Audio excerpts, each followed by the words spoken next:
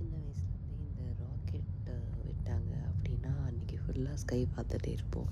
ரீசெண்டாக ஸ்ரீஹரிகோட்டாலேருந்து rocket launch ஆச்சு. அன்றைக்கி வந்து அழகாக ஸ்கையில் தெரிஞ்சிச்சு. இது சின்ன வயசுலேருந்தே இருக்க ஒரு பழக்கம் எனக்கு. அன்றைக்கி ரொம்ப நாளாக ஆட்டோ ஸ்ட்ரைக் போயிட்டு இருந்துச்சா எனக்கு தெரியல. எல்லாமே ஓவர் ப்ரைஸ்டாக இருந்தனால மெட்ரோ எடுத்தேன். அண்ட் ஆல்சோ ரொம்ப நடக்க வேண்டியது இருந்துச்சு. But I really like doing it. ஜாலியாக பாட்டு கேட்டுகிட்டே நடந்து கொஞ்சம் தூரம் போனேன்.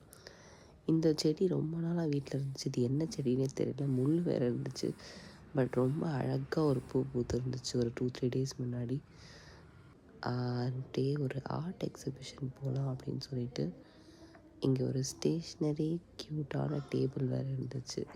அதெல்லாம் பார்த்துட்டு அப்புறம் பக்கத்தில் குட்டியாக போய் ஒரு ஷாப்பிங் முடிச்சுட்டு காய்கறிலாம் வாங்கிட்டு நெக்ஸ்ட் டே ஒர்க் போயாச்சு. பக்கத்தில் திண்டுக்கல் பொன்ராம் ஓப்பன் பண்ணியிருக்காங்கன்னு சொல்லிட்டு போய் சாப்பிட்டோம். எங்கள் வீட்டுக்காரங்க மதுரை. ஸோ எங்கே சாப்பிட்டாலும் பிரியாணி நல்லா இல்லைன்னு சொல்லுவார். ஆனால் இங்கே சூப்பராக இருக்குது அப்படின்னு சொன்னாங்க. உங்கள் வீட்டில் இருக்கிறவங்களும் மற்ற ஊர்லேருந்து வந்து சென்னையில் பிரியாணி இல்லைன்னு சொல்கிறவங்கன்னா அதை பற்றி கமெண்ட் பண்ணுங்கள்.